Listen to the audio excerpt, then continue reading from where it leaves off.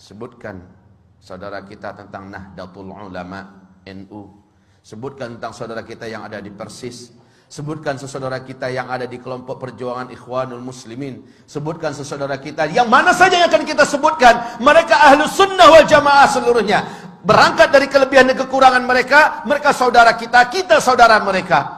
Kalau setiap kelompok berpikir macam ini, maka akan ketahuan bahwa kita sesama kita tidak layak untuk dibentur-benturkan dan tidak pantas untuk saling bermusuhan. Musuh kita yang nyata adalah Yahudi, Zionis Israel. Musuh kita yang nyata adalah Nasara yang merangi Islam yang di bawah payung PBB dengan Amerikanya. Musuh kita yang nyata pada hari ini adalah Syiah yang dipimpin oleh Iran di seluruh dunia. Ini musuh kita yang nyata. Jelas siapa di hadapan kita. Tetapi umat Islam dibentur-benturkan dengan isu-isu yang mereka yang buat, orang kafir itu buat, termasuk Syiah yang buat, semacam Wahabi dan segala macamnya. La haula wala quwata illa billah. Ibarat Allah, tentang masalah ini perlu saya beritahukan dan semoga saja nasihat ini bermanfaat untuk saya, saudara saya yang tercinta seluruh Ahlus Sunnah wal Jamaah dimanapun berada. Hari ini Arab Saudi diserang habis-habisan. Amerika juga bersatu dengan Iran. Iran berarti di belakangnya ada Rusia, ada Cina, ada India dan lain-lainnya. Ini adalah blok timur. Amerika sebagai energi terkuat yang ada di PBB menyatakan Iran adalah saudara kita. Sekarang di Iran, seluruh kota-kota yang ada di Iran hari ini ibarat Allah, semua tulisan-tulisan matilah Amerika di dinding-dinding di mana saja sudah mereka hapus. Yang digantikan dengan matilah Saudi, matilah Saudi, matilah Saudi. Lalu orang-orang muslimin di seluruh dunia termasuk di Indonesia berhasil dibakar dan disulut dengan isu Wahabi yang disematkan kepada Saudi, disematkan kepada imam-imam yang memimpin di Masjidil Haram, di Masjid Nabawi, disematkan istilah Wahabi ini kepada ulama-ulama yang bersumber dari Saudi. La haula wala quwata illa billah. Ketahuilah hamba-hamba Allah, ini fitnah. Sebab apa? Dengarkan hadis-hadis Rasulullah sallallahu alaihi wasallam berikut ini. Semoga kita tersadar betapa kita telah diadu domba oleh musuh-musuh Allah yang membawakan istilah-istilah yang tidak patut untuk dipercayai bersama. Saya yakin dan berbaik sangka bahwa seluruh yang hadir dalam Jumatan ini, di masjid ini, insya Allah Ta'ala bukan termasuk orang-orang yang mudah disulut dengan paham-paham seperti ini. Tetapi saya berharap melalui media yang ada, media sosial yang ada, dari dunia maya segala macamnya, di seluruh Indonesia bahkan menerobos ke seluruh dunia, sampailah hendaknya nasihat ini, bahwa sesungguhnya isu-isu yang tidak pantas disematkan kepada Islam, khususnya Wahabi-Wahabi, dan menyerang Arab Saudi. Sekali lagi, saya termasuk orang yang benci dengan Arab Saudi.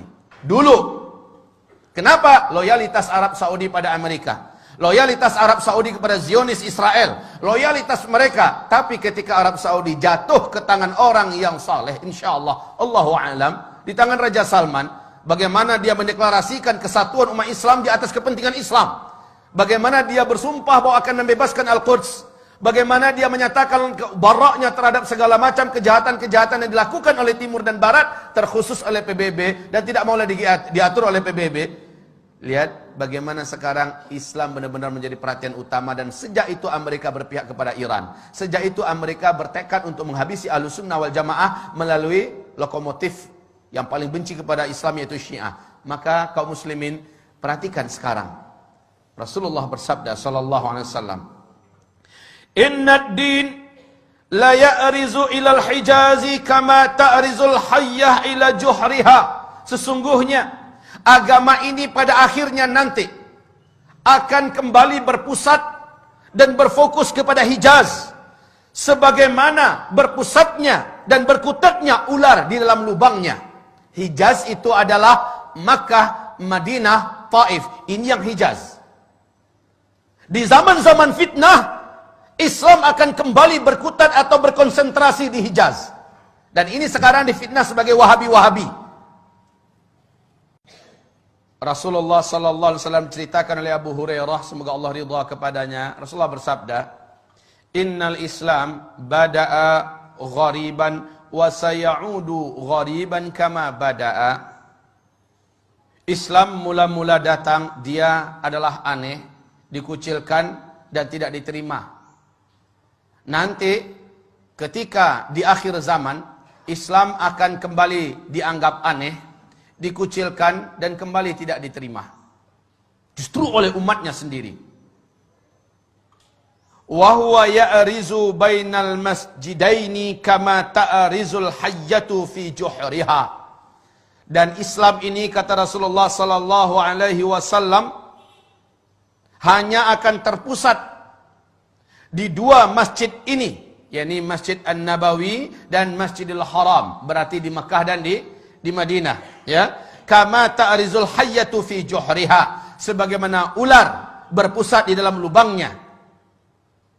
Hari ini sekali lagi isu tentang Abdul Wahab bin Abdul Rahman Al-Afriqi di abad kedua dari kelompok komunitas Khawarij yang menganggap kelompoknya saja yang paling benar, di luarnya sesat seluruhnya, yang mengkafir-kafirkan orang, membidah-bidahkan orang pada abad kedua Hijriah, bukan Syekh Muhammad bin Abdul Wahab At-Tamimi yang ada di Hijaz, bukan. Ini jelas mujaddid. Tetapi umat Islam ini dengan dalam buku yang ditulis oleh Muhammad Novelis, Zionis dan Syiah bersatu menghantam Islam. Ternyata istilah Wahabi-Wahabi yang harusnya di abad kedua yang muncul itu, si Khawarij itu, ini yang dihidupkan dan disematkan kepada Syekh Muhammad bin Abdul Wahab. Dan ini tidak benar, ini batil. Syekh Muhammad bin Abdul Wahab adalah seorang mujaddid, ulama Ahlus Sunnah wal Jamaah. Lihat seluruh bacaan-bacaan yang ditulisnya, lihat seluruh gubahan-gubahannya, lihat seluruh penyampaiannya, sama dengan yang ada pada umat Islam pada hari ini, baik yang dipakai dan diamalkan oleh NU, baik yang dipakai oleh umat Islam yang ada di Muhammadiyah, baik yang dipakai oleh Sunnah wal Jamaah yang ada di mana-mana. Tapi yang ditulis, yang diucapkan, dilafazkan oleh sang Khawarij abad kedua Hijriah, yakni Abdul Wahab bin Abdul Rahman, ini dia yang sesat, menyesatkan. Tapi orang-orang Syiah menyematkan ini kepada Syekh Muhammad bin Abdul Wahab. Inilah kebatilan yang nyata, ibarat Allah yang kami muliakan. Lalu umat Islam sekarang mau saja percaya dan dibentur-benturkan. Betapa prihatinnya hati saya ketika mendengar ada seorang Sunni diusir oleh saudara Sunninya yang lain. Kenapa? Sunni yang ini adalah mereka dari komunitas mayoritas, punya kebiasaan mengamalkan ini nama itu. Yang Sunni ini tidak mau mengikuti semacam Maulid Nabi, Isra Mi'raj, nggak mengikuti, ya. Tapi dia tetap baik berhubungan dengan masyarakat. Dianggap dan dibakar-bakar, disponsori, ini adalah paham Wahabi. Diusir dari kampungnya, diusir, tidak boleh lagi tinggal di kampung, bahkan diancam bakar. Rumahnya memang dibakar.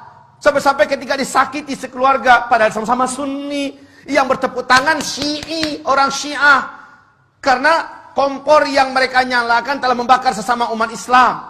Harusnya kaum muslimin sadarilah, semua sifat-sifat Wahabi yang diceritakan oleh saudara kita yang menyebar di mana-mana 100% ada pada komunitas Syiah. Semua sifat-sifat yang ada pada Wahabi-Wahabi itu ada pada Syiah seluruhnya. Baca tentang Syiah, lihat perangai Wahabi, 100% ada pada Syiah. Yang maling mereka, yang teriak maling mereka, dan mengadu domba sesama umat Islam. Sadarlah, sadarlah. Wahai saudaraku, jangan mau dibentur-benturkan. Cintai saudaramu. Dan kata Rasulullah SAW, La tadkhulul jannah hatta tu'minu. Kamu tidak akan pernah masuk ke dalam surga sampai kamu menjadi orang yang beriman. Wa la tu'minu hatta tahabbu. Dan kamu tidak akan pernah menjadi orang yang beriman sehingga kamu saling mencintai. Kamu tidak akan pernah menjadi orang yang beriman sampai kamu saling mencintai. Saling mencintai ini adalah syarat menjadi orang yang beriman. Ibarat Allah, ma'asyiral muslimin, hamba-hamba Allah yang kami muliakan. Bagaimana, surga mana yang akan kita layak masuki sementara kita membenci sama orang beriman? Surga mana yang pantas kita masuki? Padahal yang pantas menjadi ahli surga hanyalah orang yang beriman. Dan kamu tidak akan sampai dan tidak akan pernah menjadi orang yang beriman sampai kamu mencintai sesama saudara kamu. Perbedaan nama, perbedaan karakter, perbedaan sifat dan sebagainya, jangan dijadikan alasan untuk kita tidak menganggapnya saudara kita. Orang tua kita sama, Al-Quran dan As-Sunnah. Rumah besar kita sama, Islam. Yang prinsip-prinsip kita masih sama. Hanya perbedaan-perbedaan ini jangan sampai kita mau dicabik-cabik. Ini yang menjadikan setan itu, walakin fit tahrishi bainahum, akan tetapi dengan memecah belah dan mengadu domba sesama mereka. Di sini pintunya yang didapat oleh setan ada pada umat ini. Semoga hamba Allah yang menyampaikan diampuni oleh Allah Subhanahu wa taala ketika hamba ini melakukan khilaf dan salah dan berkata-kata.